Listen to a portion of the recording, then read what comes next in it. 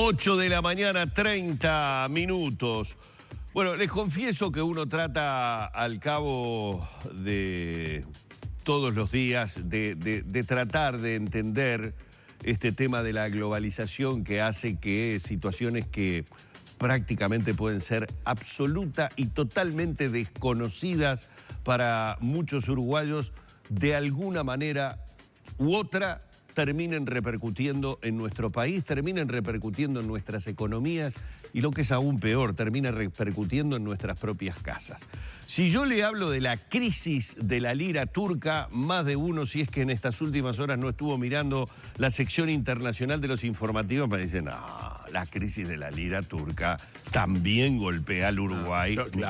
Yo le decía, no se llama. La lira turca. La lira turca. El morrón vale 5 kilos de pollo y usted me está hablando de la lira turca. Viene a hablarme de la lira turca. Y lo peor del caso es que ni siquiera es una cotización que a menudo hayamos estado interesados en ver en pizarra. Es más, de todos quienes nos están viendo, me gustaría saber quién alguna vez fue a ver a cuánto estaba la lira turca. Bueno, resulta que ahora a los mercados emergentes y por una situación que se ha dado a nivel político con los Estados Unidos, que comienza a tener sus repercusiones en la economía turca. Erdogan está levantando la voz. Lo tenemos a Nicolás Lussich, a quien le vamos a dar la difícil tarea de que trate de convencernos de que la crisis de la lira turca puede llegar a tener que ver con los mercados, en este caso uruguayos. Bienvenido primero que nada, Nicolás, un placer. Bienvenidos y perdón. Sí, ¿cómo está, Lore? Tú sabés que en realidad yo tampoco es que le dé demasiado corte a los turcos, porque es una economía importante, es un país geopolíticamente importante, pero el vínculo con Uruguay... ¿Sabés quién está preocupado por estas cosas? La gente que está exportando ganado en pie. En la ganadería uruguaya, que es uno de los sectores claves de la economía uruguaya, de un tiempo a esta parte aumentó muchísimo la exportación de ganado en pie y esto ha generado una polémica interna en la cadena cárnica, en el INAC, y entre los productores y los frigoríficos, porque los frigoríficos ven que se va mucho ganado en pie y tienen resquemores de que no haya suficiente oferta para su actividad. Y el principal mercado, por lejos, de exportación en pie de ganado de Uruguay, el principal cliente es Turquía. Y paga unos precios realmente muy altos, que según los frigoríficos están desarbitrados. Pero además Turquía no nos compra carne, o lo hace con aranceles altísimos. Entonces, nos compra sí los terneros y los ganados, pero no nos compra la carne y eso le pone tensión a la cadena cárnica uruguaya. Ese es un aspecto, yo diría que es bastante concreto, pero por supuesto que es un tema puntual, ahí está. Importante. Ahora, ¿qué pasa con el hecho de que Turquía hace ruido? Yo me gustaría enfatizar un punto de vista, si se quiere, algo distinto en el siguiente sentido. Cuando hay un problema en lo que se llama un mercado emergente, el resto de los llamados mercados emergentes también empiezan a hacer ruido. ¿Por qué? Porque los inversores, los grandes inversores del mundo, en Estados Unidos, en Europa, tienen sus principales inversiones en títulos americanos, títulos europeos, acciones, etcétera, fondos de inversión, y una parte pequeña en mercados emergentes. Y ahí combinan una serie de inversiones en países como Argentina, Brasil, algunos países asiáticos y Turquía, por ejemplo. Y cuando hay ruido en alguno de ellos, ponen todo a consideración y a veces hay actos reflejos de cubrirse y dejar esos mercados, deshacer posiciones de inversiones allí y refugiarse, por ejemplo, en el dólar. Hay que recordar que estos mercados son justamente mercados de alto riesgo para los inversores principales del mundo. Cuando hay un gran fondo de inversión en el mundo, bueno, coloca en títulos estadounidenses, europeos, algunas acciones de empresas muy robustas y después ponen algún dinero en algo de más riesgo, acciones de empresas más novedosas y mercados que pueden tener altos retornos, pero también problemas, por ejemplo, el mercado de turco. Pero también hay que destacar, por eso es que estas cosas que están pasando en Argentina, por ejemplo, no es que solo respondan a Turquía. Argentina tiene sus problemas, Brasil tiene sus problemas, básicamente de déficits fiscales altísimos, que los hacen muy vulnerables a cualquier ruido que haya en los mercados internacionales, porque eso hace enseguida a los inversores retroceder. No porque Turquía impacte en forma directa por vínculos económicos, sino porque la situación de estos mercados también es bastante frágil y entonces enseguida los inversores se retraen por las dudas de algún efecto contagio o para no quedar directamente en offside, digamos, que todo el mundo se retraiga y vos te quedes con la posición tomada allí. El caso de Uruguay es distinto, pero no tanto. Uruguay tiene grado inversor. Puede considerarse un mercado emergente, pero es un mercado más robusto, que tiene acceso a los mercados financieros en condiciones mucho mejores que Argentina y Brasil, y ni hablar que Turquía, pero tiene un alto déficit fiscal. Ahora la economía uruguaya está con algunos problemas, este segundo semestre no va a ser sencillo, de manera que tampoco puede decirse que el aumento del dólar en nuestro país, si bien claramente en estos días... Te escuchan los exportadores y te prenden fuego porque están malísimos. Bueno, el aumento del dólar en estos días es en parte un reflejo de lo que pasó en Argentina, que volvió a generar algo de ruido, pero digamos que no es algo que se pueda adjudicar todo al efecto Turquía. Claro. Hay ciertas tensiones regionales y Uruguay las está incorporando, ¿no? Ahora, decías recién, hay un arrastre, casi en una suerte de pagan justos por pecadores, hay un arrastre de mercados emergentes, pero como que volvemos a escuchar que los más golpeados, en este caso, Argentina y Brasil, Exacto. que no dejan, o sea, no terminan de salir de situaciones complejas. Claro. Cuando aparentemente logran apagar un incendio o mejoran en algunos índices que pueden dar un cierto grado de optimismo, siempre aparece algo. ¿Esto habla de la fragilidad que tienen en este momento como economías en el mundo?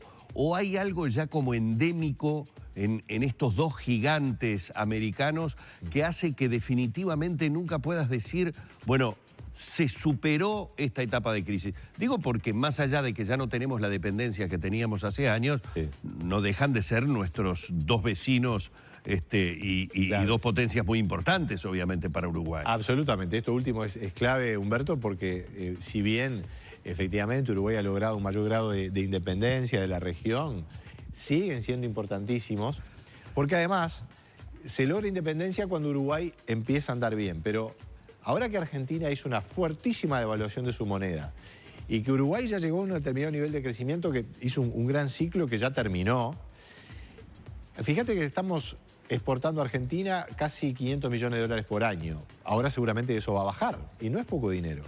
Argentina está bien, no es de los principales destinos, pero si no recuerdo mal está en el quinto o sexto lugar. No, claro. Pero además, mirá lo que pasó en julio con las vacaciones.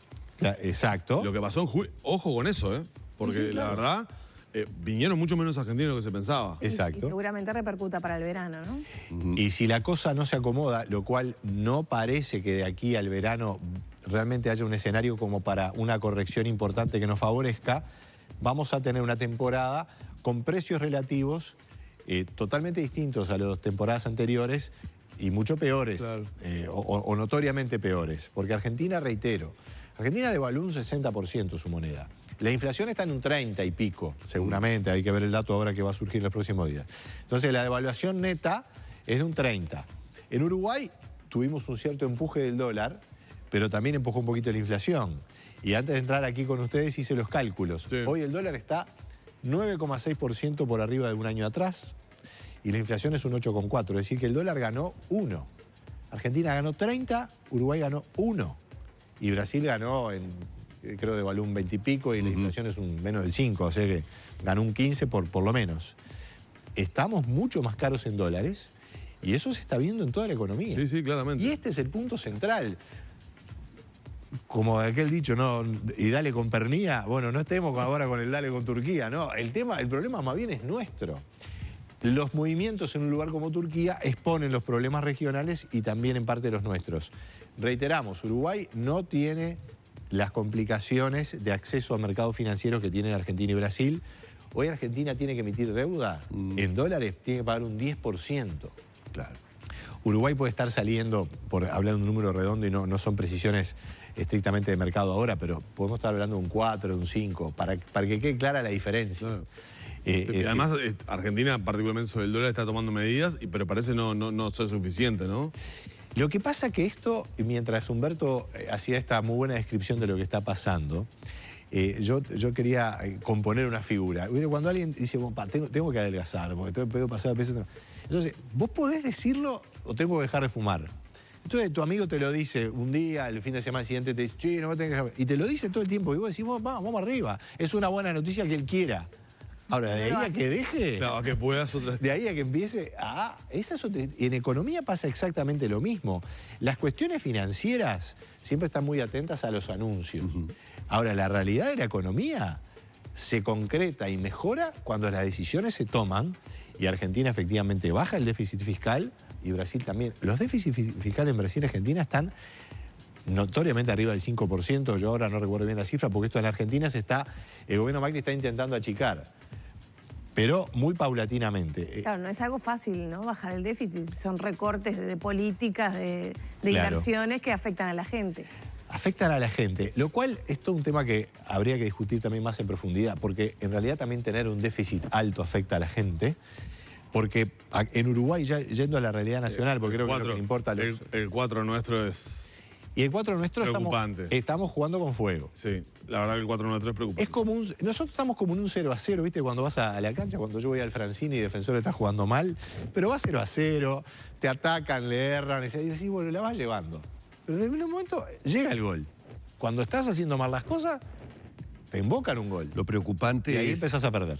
Lo preocupante es que fue motivo de medidas desde la asunción de este gobierno. Es decir, el contador Danilo Astori... Arrancó con un 2,5, Nico, ¿no? El contador Danilo Astori dijo 2,5 que era déficit. la máxima preocupación del gobierno y hubo una batería de medidas tendientes justamente a que fuéramos y que empezáramos a ver los resultados. Otros factores, porque acá jugaron muchos otros factores, han hecho que esas medidas al final de cuentas se diluyeran, no generaran el efecto que por lo menos en un principio se pensaba tener. Y llegamos a esta última rendición de cuentas. ¿Y por qué hago hincapié en lo de la última? Porque vamos a entrar en ese limbo que es el periodo electoral en el que prácticamente todos quedamos de manos atadas, Claro. y a uno le hace... Realmente le preocupa y en demasía, porque ese limbo para nosotros es de mucho tiempo. Es cierto. Y frente a lo que acabas de decir, lo que me parece que no hay es tiempo. Y tú haces énfasis en algo que es clave, que es el ciclo político, porque además, por dos razones, por razones políticas y también por cómo se arman los presupuestos y las inversiones, el último año de gobierno siempre es un año de expansión del gasto más que de contención. Es muy importante lo que está planteando porque la verdad es que estamos en un escenario que es preocupante. Aquí no hay que esconder, digamos, la realidad. A veces las realidades son duras.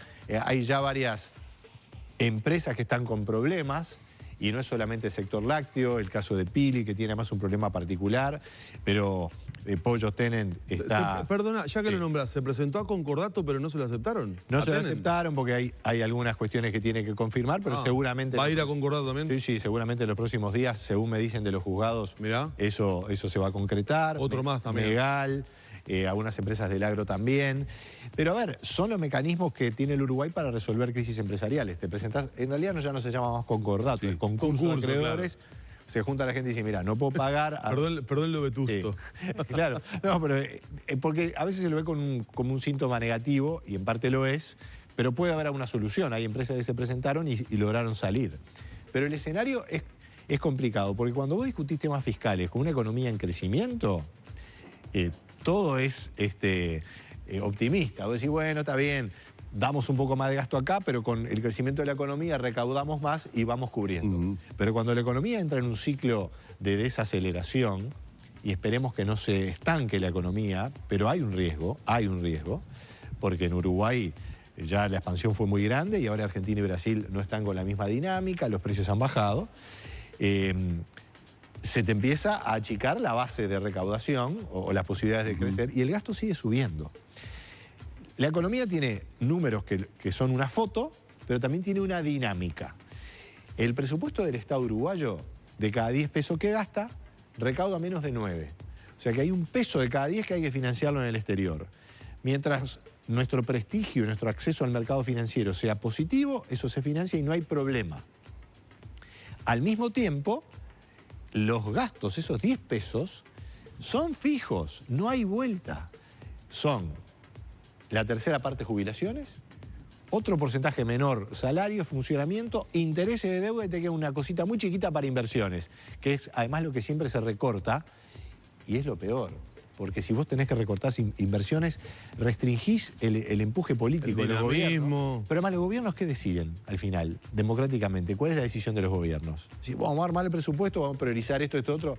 No tienen margen de maniobra los gobiernos hoy en Uruguay. No lo tienen, porque tienen todo comprometido. Entonces se podrá hablar mucho ahora en el Parlamento, que resigno a carga. Claro. Son moneditas chicas. Son moneditas chicas. Y además, en la medida que esos 9 pesos que yo trato de recaudo para cubrir parte de esos 10, y capaz que ahora ya no son 9, son 8. En términos reales me refiero, ¿verdad? Y ahí es donde la cosa se puede empezar a complicar. Entonces, ya en el final, para doña María en la casa que nos está mirando, ¿cuáles son las recomendaciones? ¿Qué podemos esperar? ¿Para ir a comprar el morrón? El morrón. Primero no. La primera recomendación es no comer morrón por esto. Claro. No, pero bueno, aquel que está pensando en comprarse la casa, en comprarse un auto, el ciudadano de a pie. Ya los ciudadanos que nos escuchan están tomando decisiones, ¿verdad? La venta de 0, es buenísimo el ejemplo que pones, Lore. Ya la venta de 0 kilómetros bajó muchísimo, 30% en julio bajó respecto a julio del año pasado.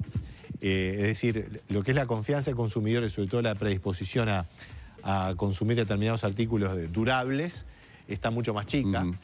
Sobre todo porque cuando ven que el dólar sube, enseguida los consumidores reconsideran las inversiones. Yo la recomendación, y esto siempre tiene un alto grado de cautela, el ejemplo del morrón es muy bueno.